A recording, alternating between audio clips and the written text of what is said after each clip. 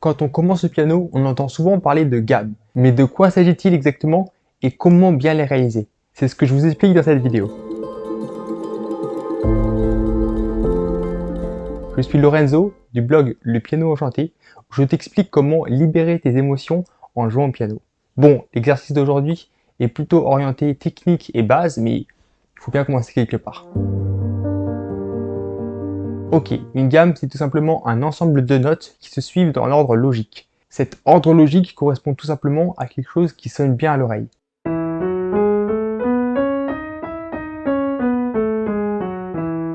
Les gammes sont des aspects importants de la composition musicale, mais ici on va prendre les gammes dans un sens un peu différent. Vu que les gammes sont une suite de notes, on parle aussi de gammes pour un exercice technique particulier dont je te parle dans cette vidéo.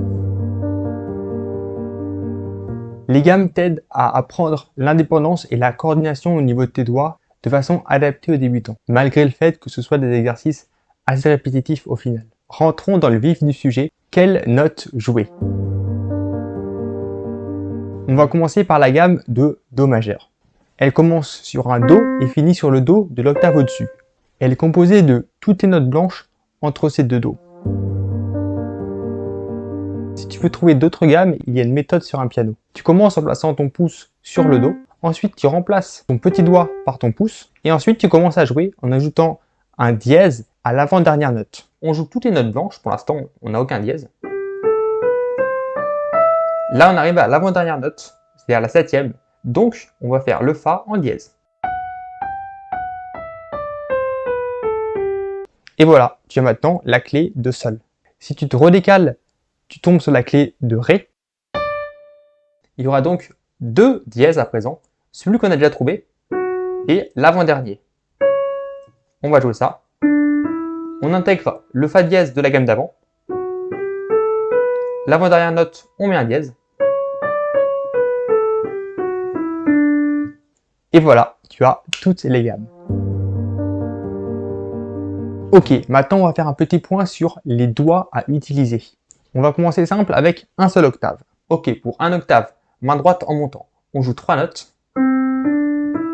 Et ensuite, on passe le pouce en dessous. Et on arrive comme par magie, le petit doigt sur l'octave du dessus. Et ensuite, on peut partir vers le bas. Quand on est bloqué, qu'on n'a plus de doigt et qu'il ne reste que le pouce, on fait passer le troisième doigt.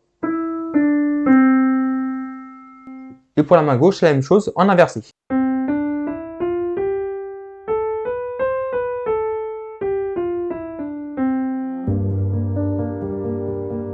Ok, maintenant un peu plus technique, on va passer à 2 octaves ou plus. Un peu plus technique, mais ça reste faisable.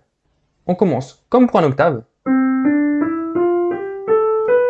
Et là, au lieu de se retrouver coincé en jouant le cinquième, on fait passer le pouce en dessous, une fois qu'on a joué du coup, l'avant-dernière note de la gamme, sur le quatrième doigt. Là, on repart sur une gamme normale, donc on fait passer le pouce après que le troisième doigt est joué. Quand on arrive ici et qu'on veut encore descendre, il suffit de faire passer le quatrième doigt. Donc vous l'aurez compris, on alterne entre le troisième et quatrième doigt. 3, 4, 3, on revient à 0. 3, 4, 3. Maintenant un petit point sur comment bien jouer ces gammes. Il faut que toutes les notes soient régulières. Et pour ça, je te recommande l'utilisation d'un métronome.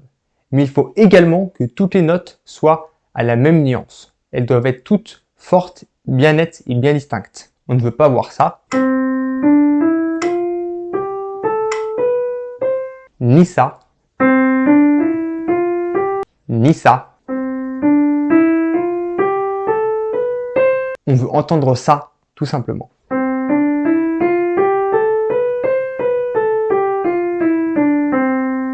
La régularité sur la force que l'on met et sur la vitesse. Quand tu commences les gammes, laisse tomber le rythme régulier. Le plus important au début, c'est de ne pas faire d'erreur. Donc prends ton temps et assure-toi d'être bien régulier sur la force que tu mets sur chaque note. Donc encore une fois, je répète, chaque note doit être jouée forte mais sans taper sur le piano. Et chaque note doit être bien distincte l'une de l'autre. Commence à jouer la gamme à 40 battements par minute une note par tac, donc des noirs. 40 battements par minute, ça te donne 7 vitesses. Donc utilise un métronome, tu peux avoir un intégré sur ton piano, un mécanique, voire un électronique séparé, mais une simple application sur ton portable fait très bien l'affaire. Donc tu vas faire ta gamme, celle de ton choix, aller et retour sur 2 octaves. Si tu réussis, augmente la cadence du métronome de 2 à 4 battements par minute et tu recommences. Par contre, en cas d'échec, tu vas redescendre la cadence de 2 à 4 et cette fois-ci, tu devras faire 2 fois l'exercice de suite juste avant de passer à la suite. Et ceci bien sûr pour minimiser le risque d'erreur et pour apprendre à tes doigts à être précis et juste dans ce qu'ils jouent.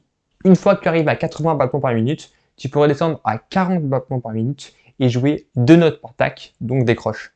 Et voilà, tu peux t'amuser à monter la cadence le plus haut possible. C'est la meilleure méthode pour éviter les erreurs. Car comme disait mon ancienne prof de piano, les doigts sont stupides. Si tu leur apprends une erreur, ils vont jouer une erreur. Il faut jouer 10 fois bien pour oublier une seule fois avec une erreur. Et voilà, c'est tout pour cette vidéo.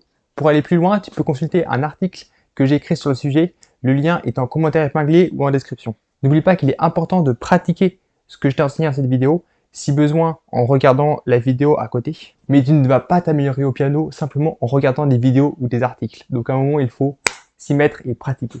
Et d'ici la prochaine, porte-toi bien!